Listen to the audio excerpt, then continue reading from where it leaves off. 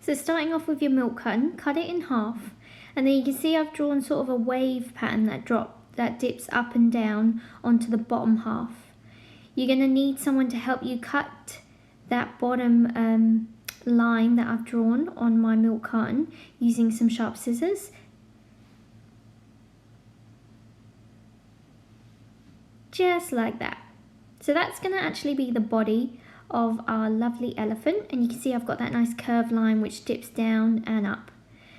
The top half, you're going to cut the bottle lid off, and the front section where the handle is actually going to be his bridge of his nose. You can see I've cut out 2 little triangles for his tusks, and I've drawn on this ear shape and folded it forwards so that I can create some floppy big ears that stick out and are a little bit more 3D. Again, you're going to need to cut these out, and you're going to have to get someone to help you to do this with a pair of nice sharp scissors. You need them to be fairly similar. They don't have to be exactly the same shape. You're folding your ear forward towards the handle of the bowl to make them stick out. So there you go.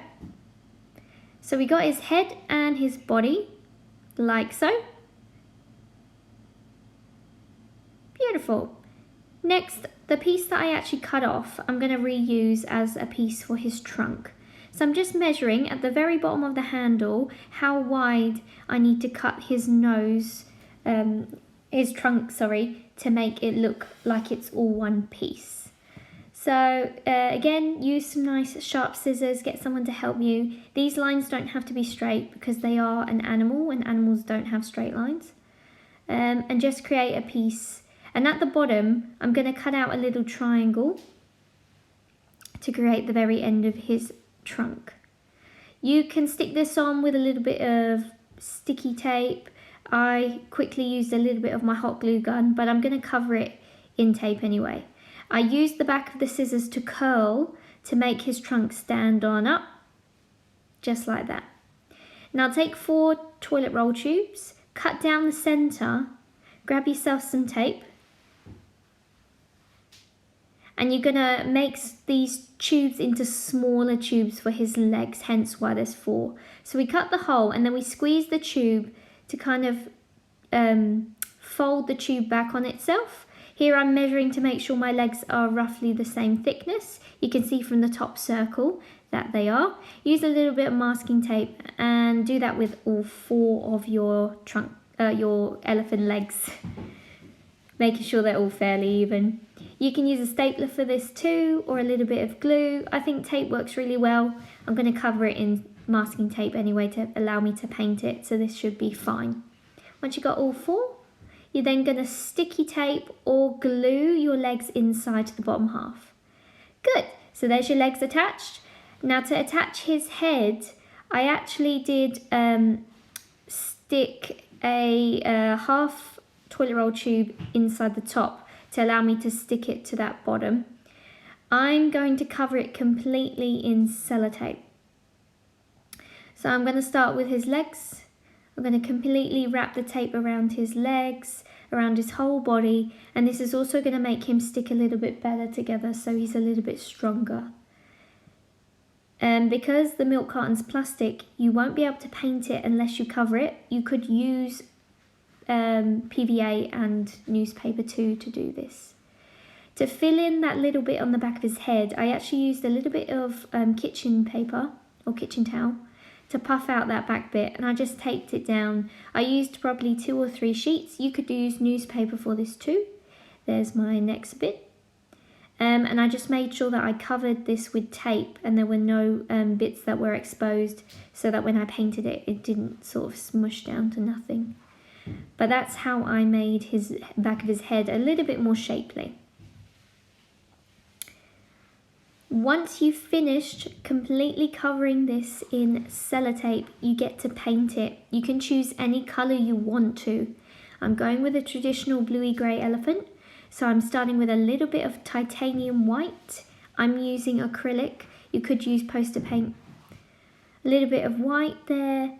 I'm going to add a little bit of black, and that's called lamp black, and a little bit of blue, which is called cerulean blue. So it's a little bit of like a deeper, powdery kind of blue. And when you mix them together, that gives you like a nice little bluey grey elephant. Again, you could do a pink elephant, you could do a multi-coloured elephant, you could do whatever you want. You want to make sure you completely cover your elephant in one base colour. Doesn't matter what you choose, it's your elephant. Completely cover it.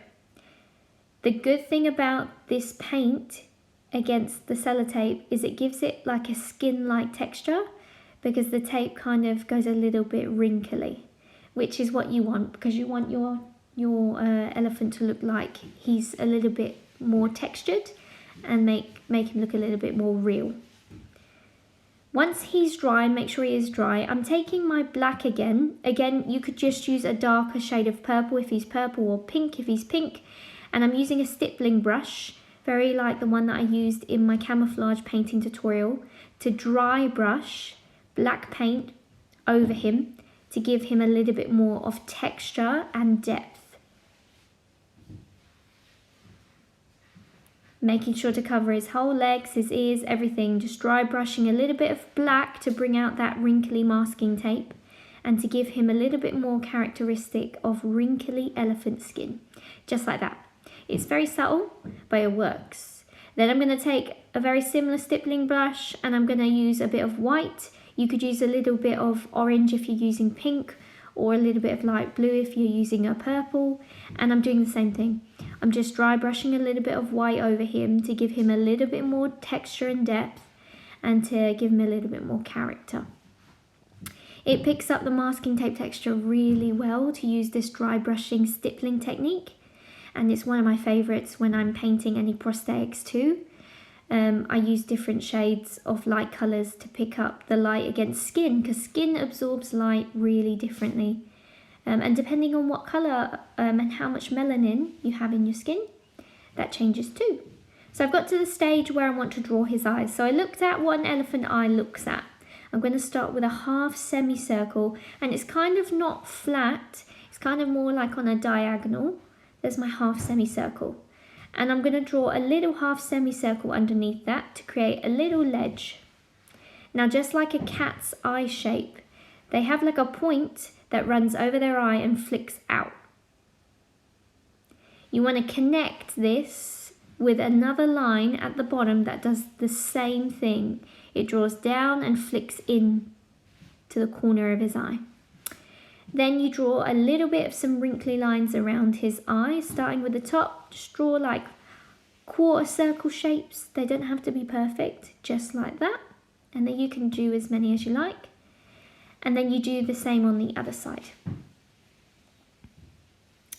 Elephants are known to have brown eyes, so I'm giving mine brown eyes. You can give yours whatever colour eyes you'd like. You can use googly eyes if you want to too.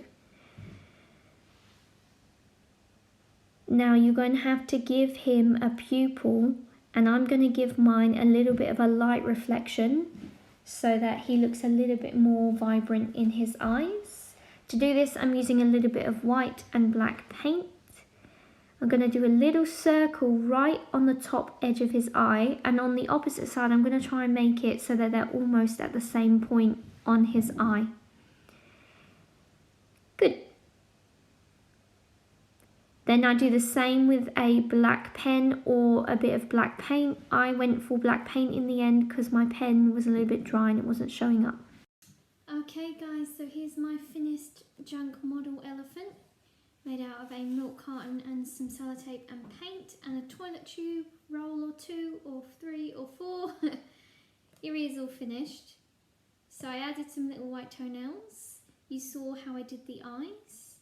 Very, very simply, create a half semicircle and draw a cat-like eye shape around it. Add a white dot just above the eye line and your black pupil, and that's your eye. Very well done. You can paint your elephant whatever colour you want. I went for the traditional bluey grey, but if you want to do a purple, a pink elephant, a white elephant, whatever you'd like, you can do. I quite like the way that the texture of the sellotape and the paint picked up on this like very tough skin that they have, and they have very fine hairs as well. I've been lucky enough to meet a rescued elephant or two in the Brisbane Zoo, which belongs to Steve Irwin's family. They have about 6 elephants there, and I was lucky enough to pet one. So I can tell you that they are quite hairy. So there you go. We made our giraffe together last week. We made an elephant this week. What animal shall we make next? Maybe send some suggestions to Lucy, and we can keep junk modelling together. I hope you enjoyed this project, and I'll see you next week. Bye.